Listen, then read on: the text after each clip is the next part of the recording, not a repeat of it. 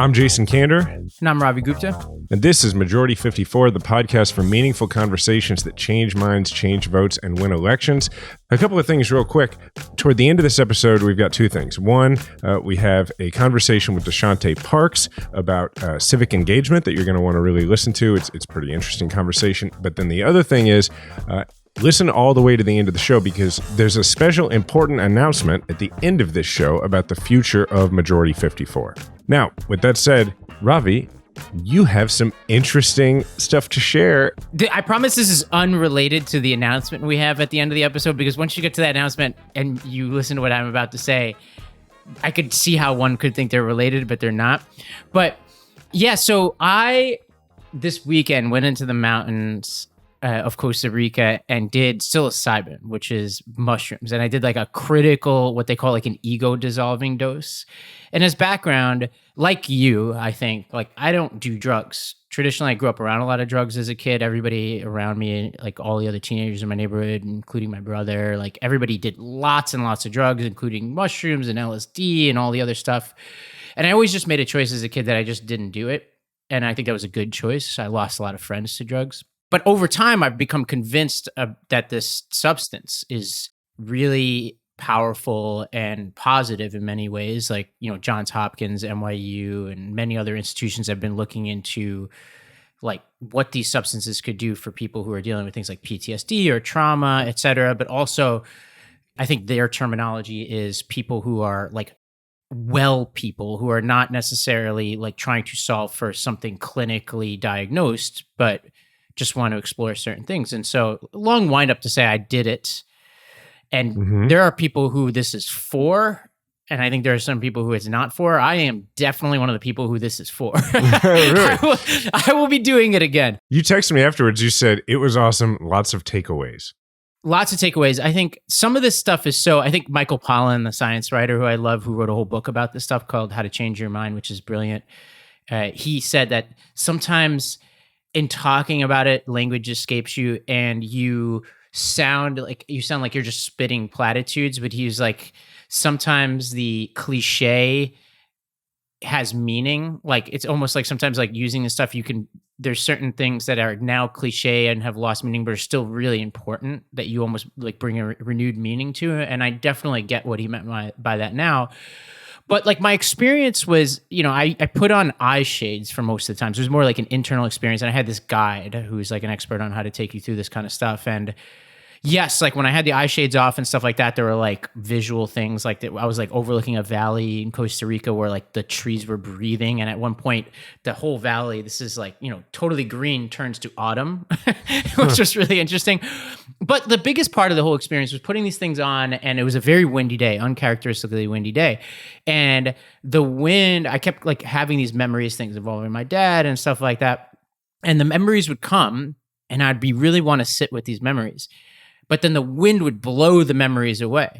And at a certain point, I'm like having a conversation with the wind because like you just have, it kind of dissolves your ego if you look at the science. Like there's this thing called the default mode network, which is basically where your ego sits in your brain. And what psilocybin does is temporarily suppresses that so that you just don't have an ego.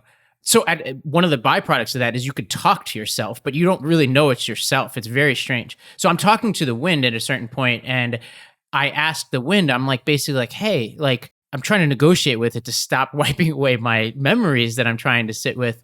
And at a certain point, the wind is like, I am you. And I started to have this conversation with the wind, and for a whole period of time, like this whole idea that I was the wind was like 30 minutes of stuff and exploration. It was really interesting. But like the coolest part of it was I came in wanting to test myself at various phases of it with petty things that I knew I know are petty about myself. And so as I sort of descend into the state, I would be like thinking about things that are petty and to test like, do I care about this thing? And at a certain point, it's amazing. You're just like, I don't care. And I think one of the many lasting effects afterwards is those things are all but gone, at least now a couple of days later. They don't bother me at all. It's very strange. But it's a very powerful substance. Obviously, it's not for everybody. There's a lot of reading that I did to even make this decision in the first place. And I know it can sound silly and all that, but it was a very profound experience. And I didn't have any of these scary realizations or anything like that, although that's always possible for people. It was just like a profoundly positive experience, and one that I certainly will do again. And I credit a lot of people who are science writers like Michael Pollan, who had the courage to write about this in a sober way. And it definitely convinced me to take the leap. So it was really cool. Well, did you come out of all of this with the same level of passion about the Bills that you entered it with? It's so funny. Shout out to Supriya. I had this conversation, Supriya, if you're listening, and she said, she's a very lovely lady in my life who lives in London. That's kind of an announcement right there. You saying her name on the air. That's a big step for y'all. Yeah, it's an announcement. It is a big announcement. She says to me, there are two things that you're going to come out of this experience with. One is, she said, one is you're going to move from New York, which is something I've always played around with in my head. I'm always moving from New York in my head. It's part of the reason why I'm here. And she was like, two, that you're gonna no longer care about the Bills. So I played a joke on her and called her afterwards and claimed I didn't care about the Bills. And it didn't last very long. But I did the next day while the Bills were falling apart. Yeah, I was going to say, because you texted me about the Bills the day after you did mushrooms. Yeah. So I literally went to the beach and took a notepad, a journal, and started journaling and basically reminding myself of all the things that I like, the ego dissolving and all that, and just left the game. I didn't watch the second half until the very end, and was just like, all right, I'm committed to this. And she watched it for me. She actually FaceTimed from London and showed me the end of the game because I couldn't get the game after that. I couldn't get on it. But shout out to her for infinite patience. She's now as much of a Bills fan as I am. So that's impressive. With that, we're going to get into the normal stuff here in a moment. We're going to talk trash. We're going to do news of the week. But we also had a couple of voicemails that we wanted to respond to about a couple of recent episodes. We'll start with two voicemails that we received about our episode where we spoke to a woman and her conservative father. So let's hear those real quick and we'll respond. Hi, how's it going, y'all? My name is Frank, calling from Connecticut, and I just listened to the episode, Conservative Dad and His Liberal Daughter. I love how they're able to still communicate and listen to each other despite their differences politically, but I feel like we did miss an opportunity, I think, by highlighting some of the goals or challenges that we're trying to overcome on the liberal side of things. We could have, challenged him to go and dig a little deeper to find out what it's about on Fox News that he might be missing. Hey, Jason and Ravi and whoever fields these calls. My name is Ryan. I'm a longtime listener and a union rep. I think that the idea that we would be confronting every single, wrong take or conservative take that someone brings up, that we would just jump on it and try to push back against the person, I don't think that's really realistic. I don't think it's that helpful in these conversations in life to be doing that. And I think it's a really easy way to turn people off and a way to get them to not listen to our message.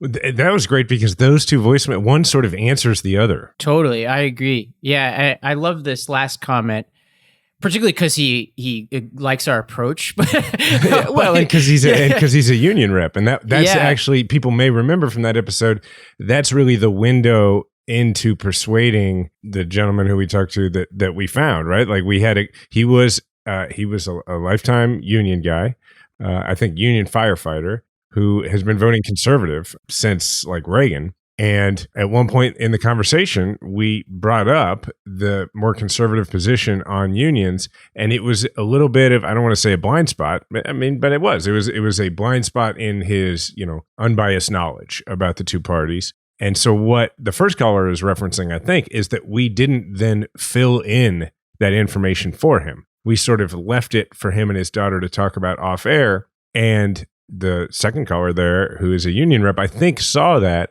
And it's interesting. It's one of the points that we try to get across to people is that you can't win every argument, and you can't put people on the defensive. You've got to let them discover things for themselves. It reminds me of one of the things I learned in the 5 minutes that I was a trial lawyer was that when you are questioning an adverse witness, what you don't want to do is go for that a few good men moment where they give you an opening and then you try and walk through the opening during the questioning. You leave that question open, and then when you get to the closing argument, you sort of fill in the rest for the jury. You answer for them. You say, remember he said this? You don't confront him about it on the stand or her about it on the stand. You fill in those details later when you're making your argument. And I feel like that's sort of what we were leaving room for his daughter to do. Totally. It's good to hear from people on this because sometimes we get criticized for it, obviously. Like there are times where we kind of quote unquote let somebody say something and sometimes the audience gets irked by that. And I get it 100%. You know, you take the time out to listen to this podcast and sometimes you're like, I just don't want to listen to that. I hear that enough in my life. So, and that's obviously, it's the give and take of doing the show. It's why we don't every episode have somebody on like this and we try to pick our spots. And in particular, the most valuable versions of this are when the audience brings people to the table because that's real. And the audience is as much a part of this experience as we are. All right, next we have 2 voicemails in response to our episode, Republicans in Disarray, which was about, the speaker debacle and the Republicans in the House not being able to get organized and coalesce around somebody. Hey, this is Chris Wright in Ohio. I'm a first-time calling here. So on the Republican alliteration, I think the best you can do is Republicans in riot. Because it sounds disorderly, doesn't give them any credit, and it kind of ties it to the January 6th riot. The other thing I could think of is in rebellion, but it gives them too much credit. They like the word rebelling. What are they rebelling against? Like reality? I don't know. Hi, this is Sunny from Florida, and I think I have a good alternative to the Republican version of the Dems in disarray. I said this to my husband a couple of weeks ago, and it was Republicans in ruin, and I think that's pretty apt for what's going on. I like it. I like Republicans. To me, it would be a Republican riot. Yeah. And then I like Republicans in ruin. That's pretty good. It's pretty good. With that said, let's talk some trash. So I want to criticize a gathering today and just talk trash about this gathering, which is Davos, right? This is the World Economic Forum. It's been a thing going on for a while where like elite, mostly rich people and global leaders, sometimes political leaders, gather together to talk about the future and the past and all this kind of stuff. And they're like comically wrong often about where things are heading in the future. They basically missed like every major crisis we've had over the past 20 years, but they're kind of the chin stroking, like elder statesmen who claim to know everything. So I think this is an area where we can sort of find common ground with certain conservative critics of this, but I think it's all summed up in a tweet from Dan Pfeiffer, who posted an image of Paul Ryan, Anthony Scaramucci, and Kirsten Sinema all standing together. And Pfeiffer wrote, and this is at Davos, and Pfeiffer wrote, "This is an AI-generated image designed to trigger as many people as possible," which really made me laugh.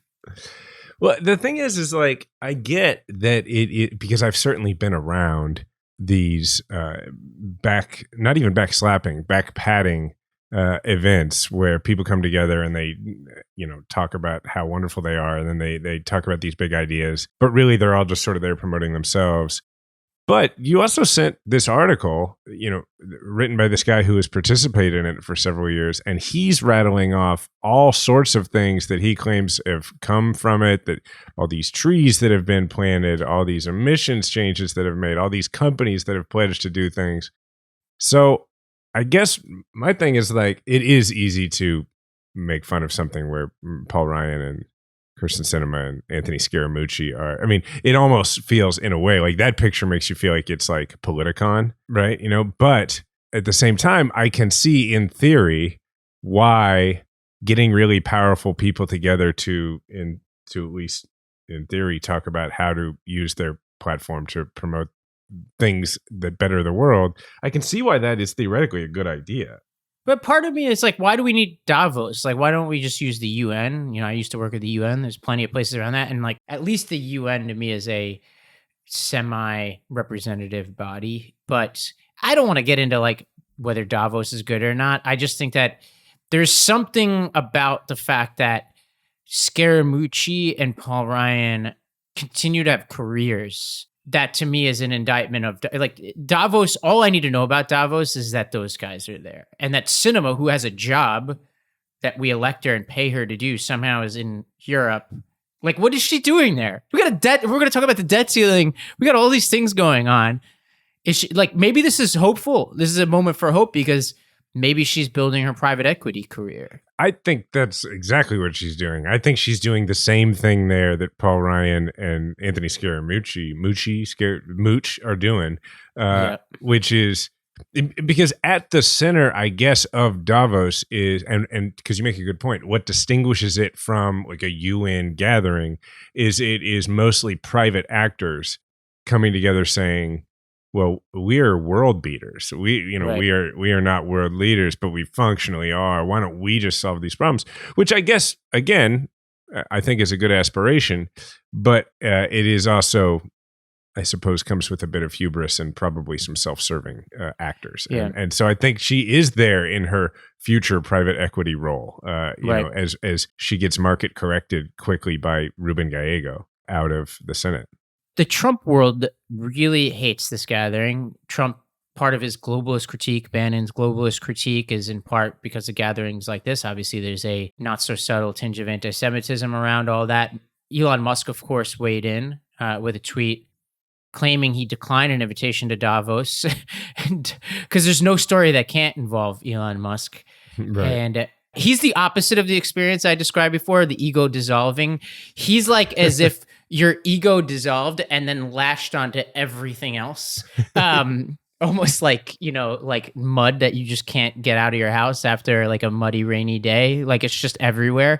And so he claims that he was invited, but he decided not to go because it was boring. And then the Davos organizers were like, yeah, you weren't invited. And it's just amazing. It's just like every story is an echo of the same thing, which is his ego latching onto something and him lying about something that's easily falsifiable. So I know this could have been an episode without Elon, but I just felt like I had to mention that. Fair enough. So Jason, never have I been more in need of athletic greens than right now. So I've been working on my tennis here in Costa Rica, very accessible anecdote. And I have this tennis coach, this woman named Camila, who's amazing. She was the number one tennis player in Chile and now runs a tennis camp here. And she learned tennis in the military, which means I learned tennis using military tactics, which means for 2 hours every day, I run around while she shouts at me, and I am a physical disaster. Athletic Greens, if you are listening, I need you to take the Athletic Greens jet and bring it here to Costa Rica because I need a resupply pronto before I fall apart. I'm gonna have to start mixing up my own Athletic Greens in the mountains of Costa Rica here, and Lord knows I may get the dosage wrong. Sounds kind of like you have been, to be honest. Yes. All right. To make it easy, Athletic Greens is going to give you a free 1-year supply of immune-supporting vitamin D and 5 free travel packs with your first purchase.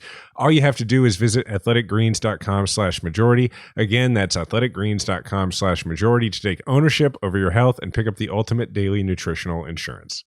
This show is sponsored by BetterHelp. One of the things about going through life as me is that it gives you the opportunity to talk to a lot of people about therapy. Because when you write a book where you spend most of the third act in your therapist's office, people rightfully feel like you're a pretty safe place to talk about therapy. And so I just wanted to say that I'm very grateful for that. I just yesterday, I was hanging out with a friend and we talked about what they've learned in therapy. And I tend to learn from other people's therapy when they tell me about it. And so this is just my way of saying, if you have never tried therapy, or if you have, but you've been sort of lax about it lately, this is another way to get back into it, is BetterHelp. So if you want to live a more empowered life, Therapy can get you there. Visit betterhelp.com/M54 today to get 10% off your first month. That's BetterHelp, HELP.com/M54. Let's talk about some news. Let's just set people up for this debt ceiling fight, right? So Treasury Secretary Janet Yellen warned last week that the United States will reach its existing borrowing cap of $31.4 trillion on Thursday. As background, the debt limit is a cap on the total amount of money that the federal government is authorized to borrow to fulfill its obligations. And because the U.S. runs budget deficits, it spends more than it brings in. It has to borrow a lot of money. And once the U.S. hits the cap, this episode's airing on Thursday, the very day it's supposed to hit its cap, Treasury can use, quote, extraordinary measures. And those extraordinary measures include things like suspending some investments, exchanging different types of debts, making hard choices about who to pay and not to pay. And all of those options could be exhausted by June. So like hitting the limit isn't like the catastrophic moment. It's when all of these extraordinary measures are exhausted. And Yellen said June is about when things get real. And at that point, the U.S. will not be able to pay its bills. And that includes interest on payments to bondholders, which is a big deal. I know it sounds very technical, but that just means that like this full faith and credit of the United States is called into question. Military salaries, benefits, retirees, these types of things will just not be paid. And so obviously Congress could lift this cap, but as we've established now in the past few weeks, this is not a responsible group of people. So we could be heading towards calamity.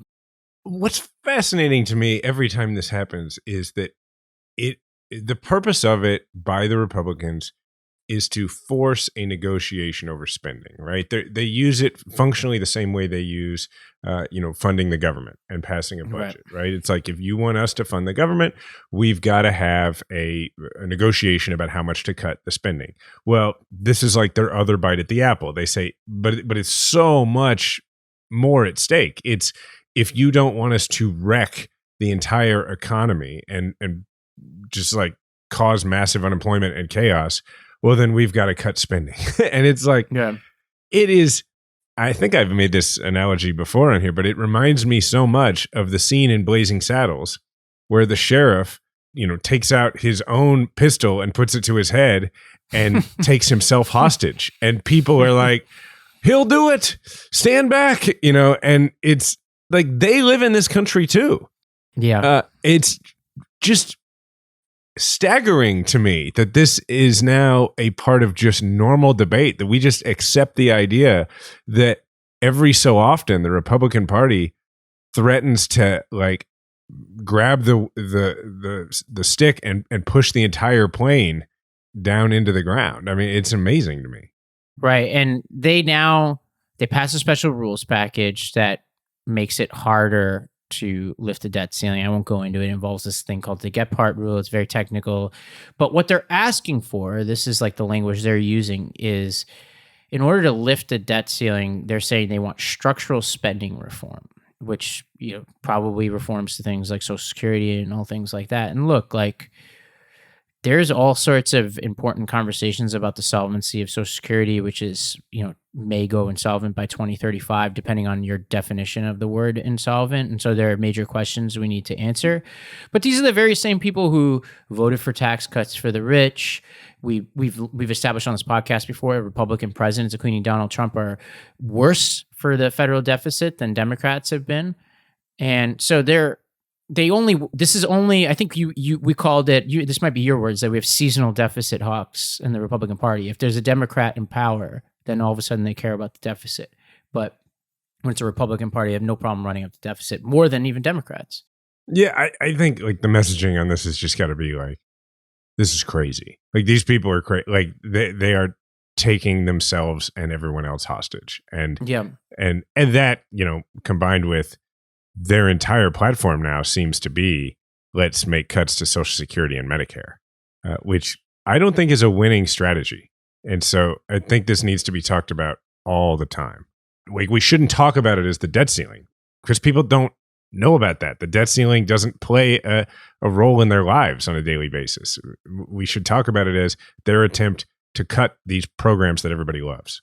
Yeah, what they will try to do is force a conversation about the federal deficit. And, there are sympathetic Americans out there when they hear about, how much we owe and all that. They could have a sympathetic audience. And I think it's important to remind people that they're more responsible for that than anybody else. And this is not how you have that conversation. You don't do it under duress, and you don't play a game of chicken with the full faith and credit reputation in the United States.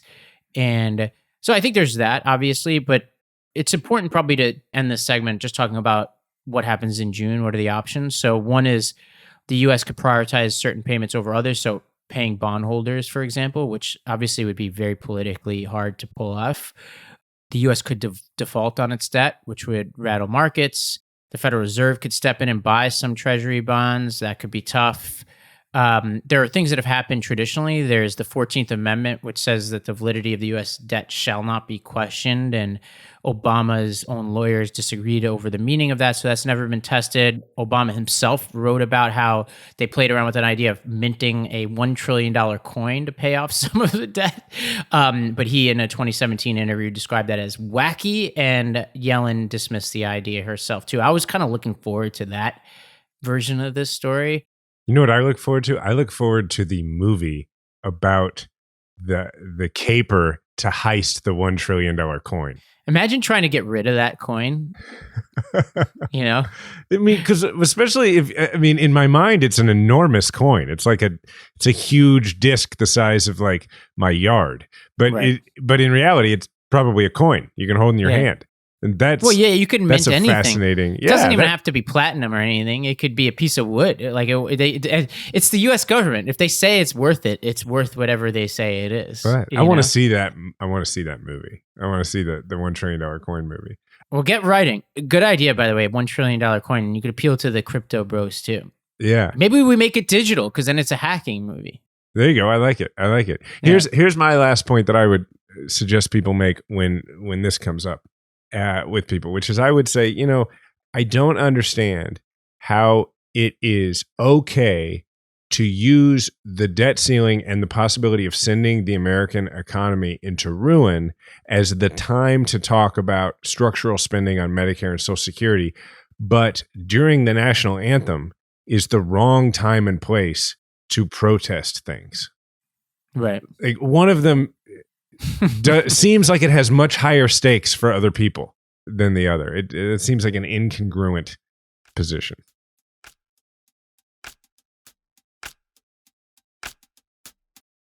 Well, one trivial thing to end on here. I don't think we have to spend too much time on this, but I felt like we have to mention this gas stove debate. A study was published as a meta-analysis, 27 papers, that showed that 12.7% of childhood asthma in the U.S. is attributable to gas stoves and ovens. And that prompted Richard Trumka Jr., who's the commissioner of the U.S. Product Safety Commission, to briefly entertain the idea of a ban on gas appliances before quickly walking it back. The Biden administration made clear they weren't going to support this. What I think is notable about this is that the right wing jumped on this. And Fox News and the National Review and all over the place, they have an anguished restaurateur talking about what they would do if they couldn't have gas stoves. And Ron DeSantis is tweeting, like a "don't tread on me" iteration of just like, don't, come to my gas stove and all this. And so I mention all this to say there was no controversy. One person said something that, we're not going to ban gas stoves. We don't have to talk about it. Like, there are things we should talk about in terms of ventilation and things like that. That's not this podcast. That's like for a Vox podcast or something. But what I find interesting about this, and what I want our listeners to get practiced at doing, is talking about how the right is only satisfied if their people are in a constant state of anxiety. And I would just assign them some reading I used to give to some of the younger kids in my schools, which is A Boy Who Cried Wolf, because that's all they want. They want their people anxious and fearful all the time. And this is such a perfect example of it. It's bullshit. Like, it's just totally bullshit. And they just want their people worried all the time. If I was even a conservative and an audience member of this, I would be offended. Like, it offends their own audience's intelligence. The cried wolf thing is a perfect example and like a great, highly accessible societal reference, a cultural reference that we should use more, because this is literally one member of the oversight board that would look at this kind of thing said, maybe this is something we should do. And then the chairman of it was like, we're not doing that. And then the president was like, we're not doing that. But people were like, oh, one member of this oversight agency, this appointed person that I had never even heard of the agency until this controversy. One member said something, and the Republicans acted like Biden mentioned it in the State of the Union. And it absolutely, that is what they do. They cry wolf. I think people should use that reference. Yeah, they did this around something around banning meat. I can't exactly remember the scenario. They do this all the time. And like, look, the role of the conservatives is supposed to be to criticize government overreach. Emphasis on supposed to be. But like, as we know from DeSantis in Florida and just the entirety of the Trump administration, they are not wearing a white shirt on this. But like, in a world where they're supposed to play that role, and I look at, these bow tie wearing writers at the National Review and things like that, you just can't take them seriously. At some point, the government is going to overreach, and I'm sure it has overreached, including Democrats and Republicans, but they're not playing that role because they have no intellectual integrity whatsoever. And so I mention this because I really want our listeners to get practice at pointing this kind of stuff out, because I think people are persuadable on this. I think people don't like to be manipulated, and I think people are exhausted by outrage culture, and we're constantly being told that the left are the ones who are constantly whipping people into hysteria about Dave Chappelle or about this person or that person. And I want to remind people that it is the right who will not be satisfied unless you're constantly looking over your shoulder for the government. And these are people who cosplay with their fatigues and their guns, and they fantasize about the government coming for them, even when the government's not coming for them, So I don't know. I don't have anything substantive. We could talk about electric versus gas stoves and all that, and obviously I'm prepared for that, but I don't think it's that much of a... You're prepared. That's impressive that you're even prepared for that. Well, you want to find there's the National Fire Protection Association July 2020 report, Jason, that says that households that use electric ranges showed a greater risk of fires. That right there is why I could not do this show without you, because there's no chance that I would have that information available.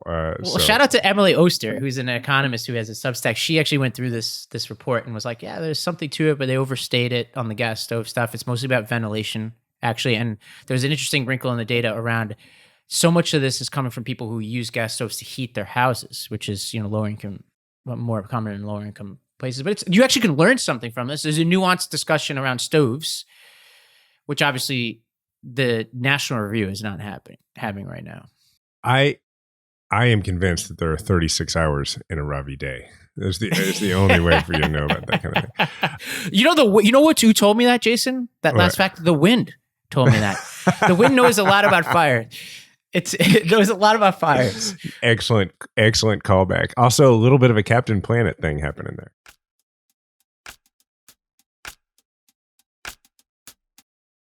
All right. So for Grab and Or, talk to us about a Wisconsin Supreme Court seat. We've had Ben Wickler on here before talking about Wisconsin, great state party chair.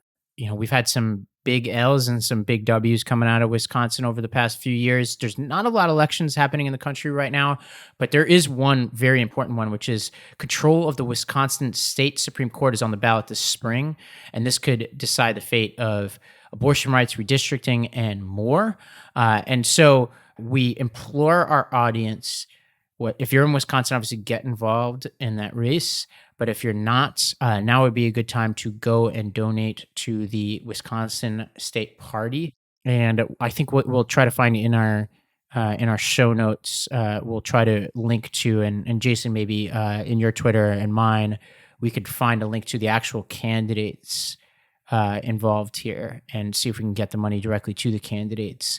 But this is a critical seat. And if you remember, in one of those, I think it might have been 2017, we lost one of these seats even in a year when we were kicking ass elsewhere, and it cost us dearly in the years to come. And so let's throw our energy behind this race, because there's not a whole lot happening, and this is one of those critical races in an out-year election where if our enthusiasm isn't there, it could slip past us. Right on. And there's a lot of you right now listening to this going, it makes me sick because I don't like it when, judicial offices are elected.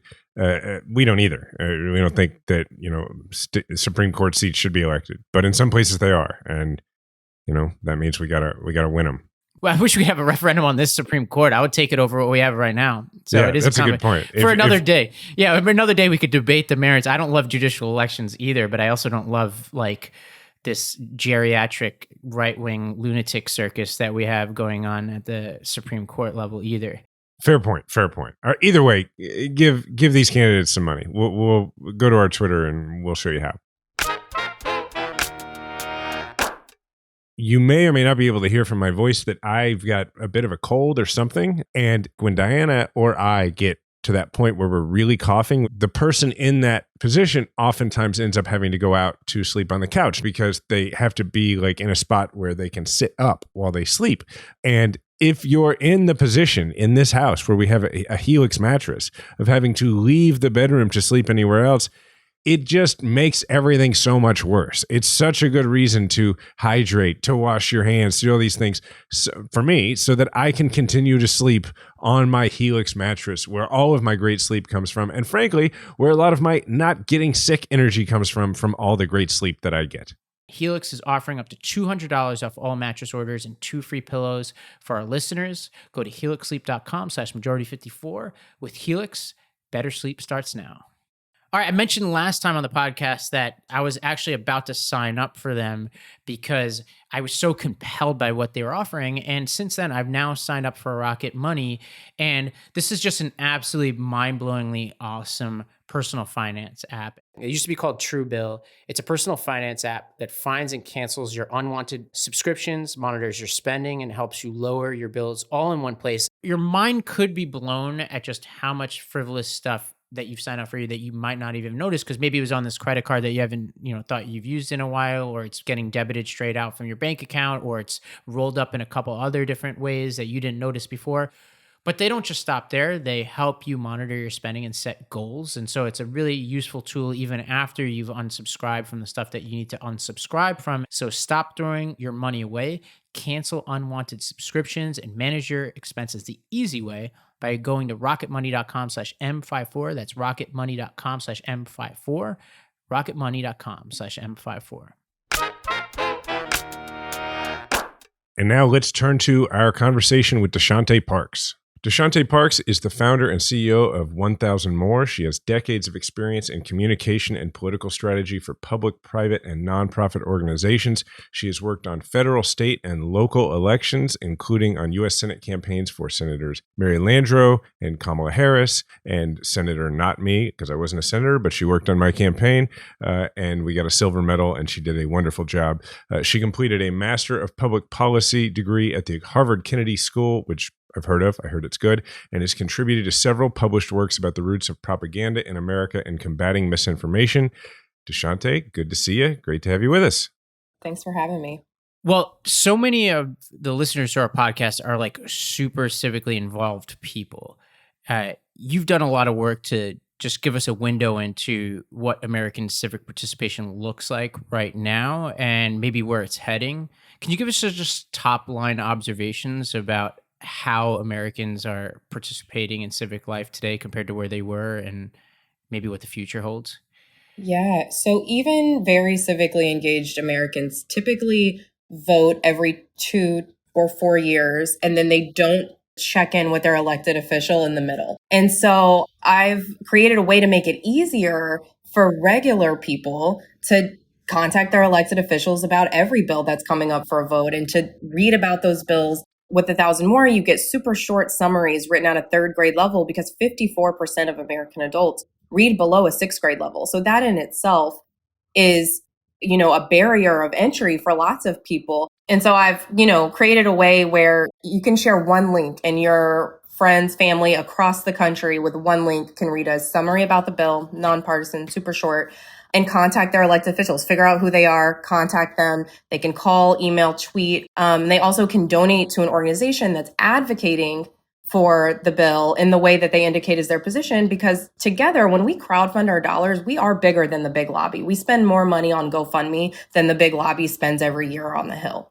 Yeah, what I like about your approach is I think people tend to, and at times I've emotionally been in this place where you just kind of get frustrated with voters. You're like, how come you're not participating more? How come people don't care more?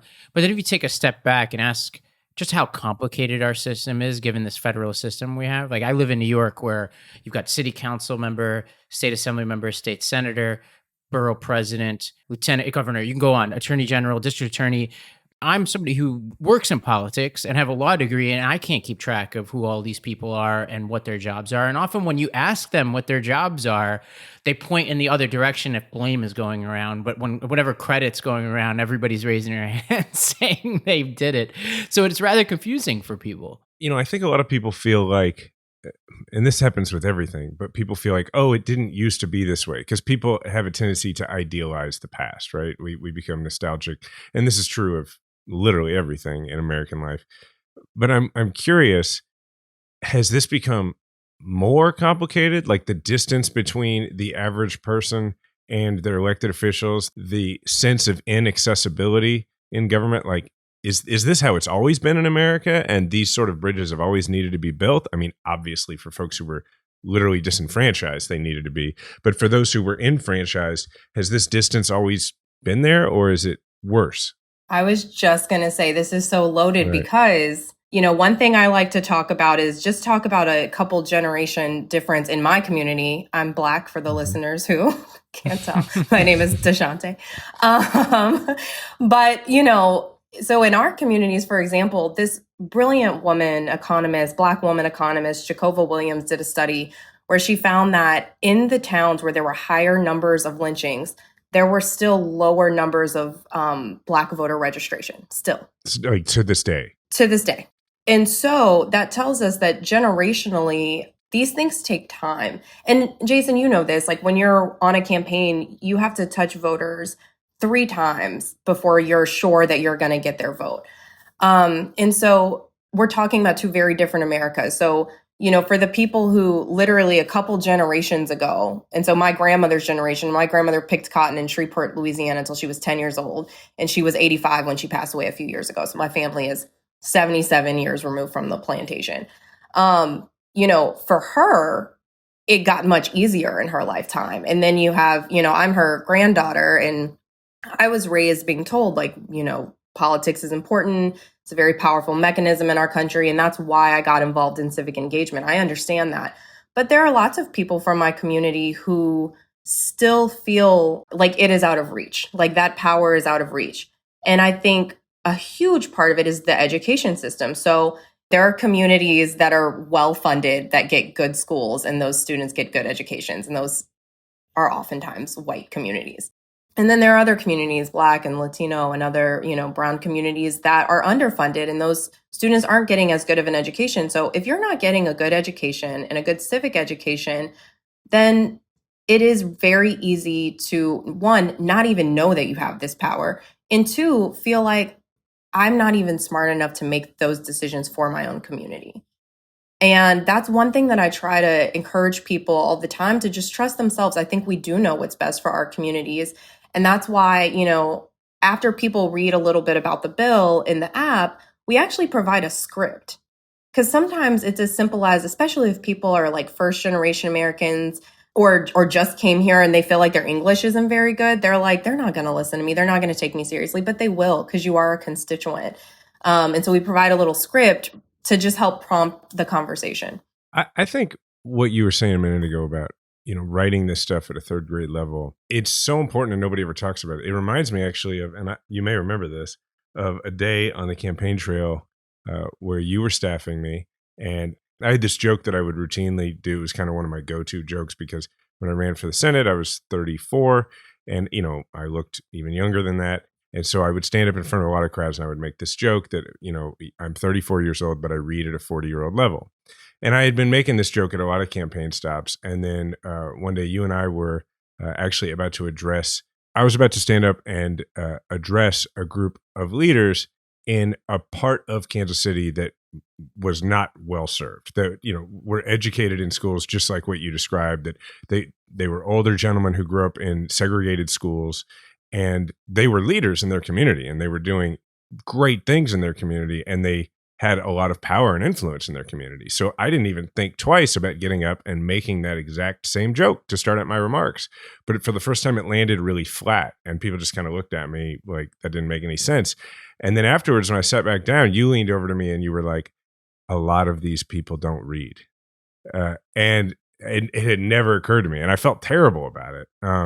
But that really stuck with me. And so I bring it up because you're one of the few people in politics I've ever heard actually talk about the importance of spelling out what's going on in the world in a way, literally spelling it out in a way that it's accessible to everybody.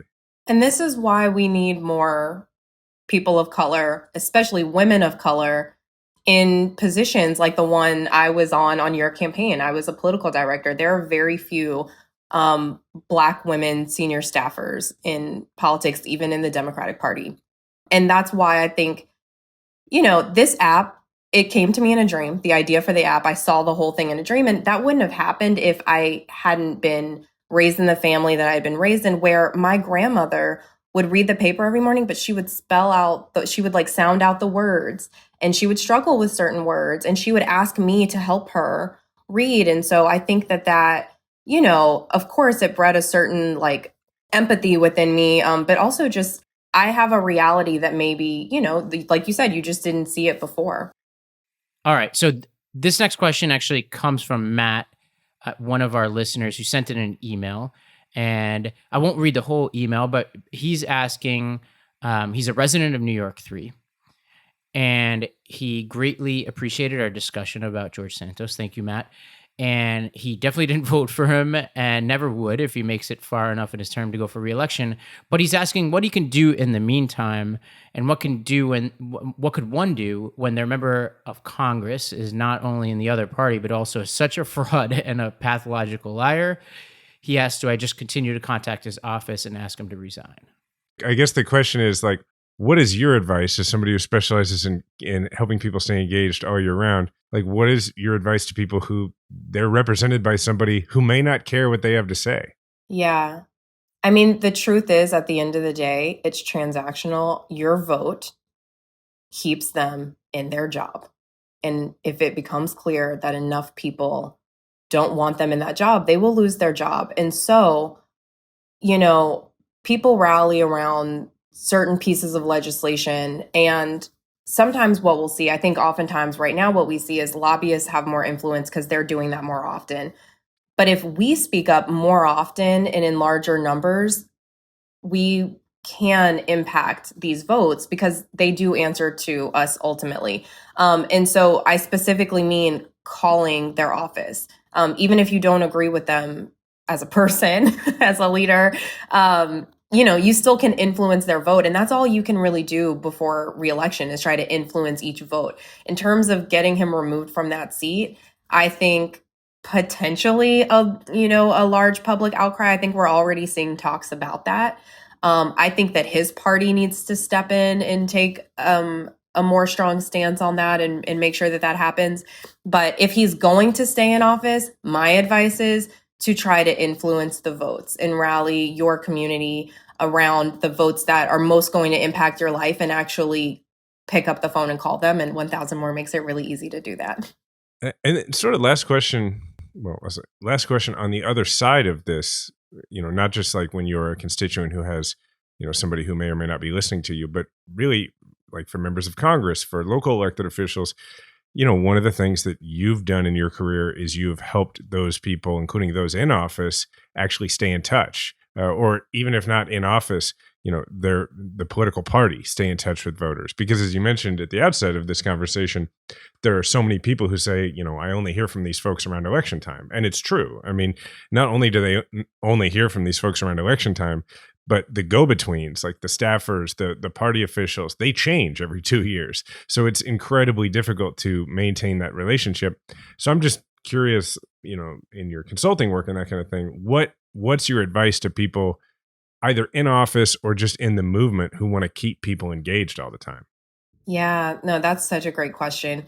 So it's really important to note that staffers are oftentimes overworked. A state Senate office sometimes only has 2 constituent services people, one in DC and one in the state.